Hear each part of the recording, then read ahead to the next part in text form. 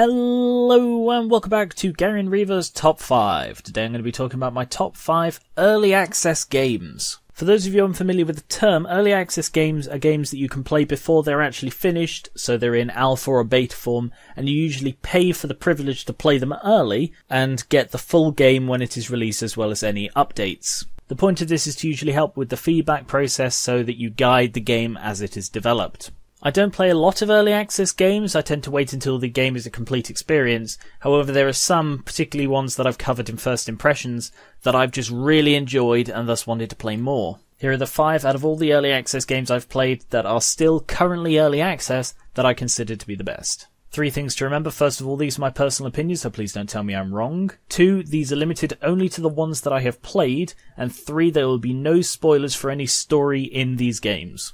Number 5. Rust. This is a game that's been getting a lot of coverage from a lot of YouTubers, but I've really not covered it that much. I did one live stream on it and that's about it. I used to play it a fair bit with Evan, and it was very absorbing. Rust is one of these survival games where you craft things and survive, and it's not a sort of voxel block-based one like Minecraft or Terraria. It's more a 3D first-person experience. It's very absorbing because you start off as a naked person and you build clothes and weapons and a house and explore what could be a post-apocalyptic world or maybe some sort of Hunger Games style Death Island. It's really hard to tell. Where this game really excels is its ability to create communities. Because of local chat, so if you use voice chat you can only hear it within a certain range. It's good for chatting to people who are nearby, communicating with them, and potentially teaming up. While usually, as is common for this sort of game, other players are just trying to kill you and steal your stuff, there are some rare times when you can work with other players who you don't know just by talking to them online. Something I will say for Rust is that it has a nice range of things, so you can go from starting off by beating things to death with a stone hatchet, all the way up to firing some sort of like assault rifle or gun. There aren't that many games where you can seem to sort of build yourself up from the Stone Age, but don't think that it's some sort of smooth progression like in Civ, for example. It is very much, if you stumble across a gun, you can use a gun. Where this game falls short, and the reason I haven't played it for a while, is it is infuriating sometimes. I once spent an entire night building a beautiful house on the very edge of the world. It was frozen, so it was hard to survive there. I had to walk an hour to get there, and someone found it when I logged off, and although they didn't kill me, they stole everything of value and ripped down half my house. I haven't played it since, because that sort of thing just ticks me off. Number 4. Project Zomboid. This is a zombie game, but unlike any other zombie game I've played, and it is in fact one of the best zombie games I've ever played. It has a style very similar to the original Sims, where it's sort of an isometric, almost top-down view, and you move around this little character. You can then interact with the things around you, and you have to try and survive a zombie apocalypse. Part of the game's thing is that it is impossible to survive forever. It isn't actually impossible to survive forever, but it is very unlikely. One of the ways it excels, however, is that it really feels like a story. It feels like you're living The Walking Dead. You have to scavenge for food, water, you have to carry water, you generally have to set up a base camp, farm food, and it is possible to get an impregnable fortress. It just has these extra elements, like off-screen there can be a gunshot and there isn't actually someone firing a gun, but all the zombies will move towards that sound, so you can get random zombie migration, and it is a very interesting part of the game. It has a wide scope, the map is huge and will take hours for you to cross from one side to the other, with the populated areas being considerably more dangerous than the wide open areas, and it has a lot of places it can go. The game is very stable and highly customizable, whether you want Left 4 Dead running zombies, whether you want traditional like Max Brooks shambling zombies with sort of ordinary hearing, or whether you want basically deaf ones that can barely see you unless you walk directly in front of them. You can change all of this in the settings on personal games as well as on servers, and it's just great fun to play with friends. Number 3. RimWorld.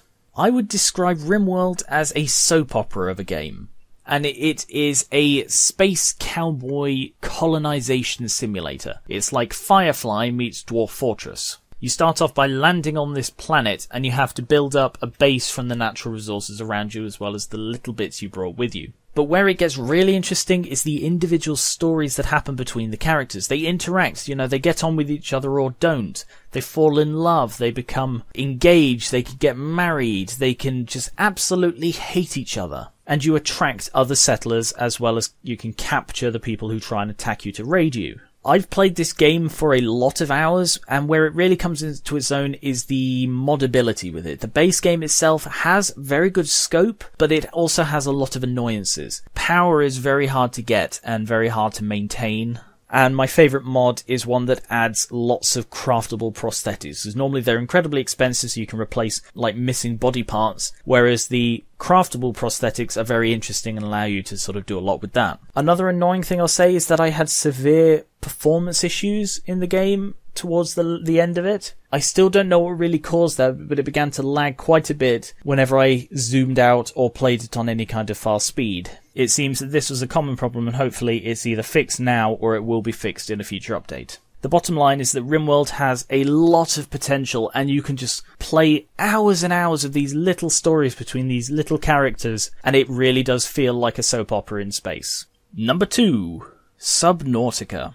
I did a first impressions on this, and I really enjoyed it so much that I continued to play it after the first impressions. It is a beautiful game, and it's unique in that it takes place almost entirely underwater. Comparing the underwater of Subnautica to, say, the underwater of Minecraft, it doesn't even compare. It is fantastic. It's like bright and beautiful and colourful, and it really makes the most of being underwater, from the flora to the fauna. And speaking of the fauna, it is terrifying. Some of the things you find down there, some of the dark chasms, are just so frightening. It really does capture how terrifying the underwater can be. And that just adds to its depth. No pun intended, it is a really deep game. It has a long series of progression that requires you to go to these more terrifying places, face these more terrifying monsters, to get the things you need to build the better things. It's updated every so often, and they tend to add quite large amounts at a time.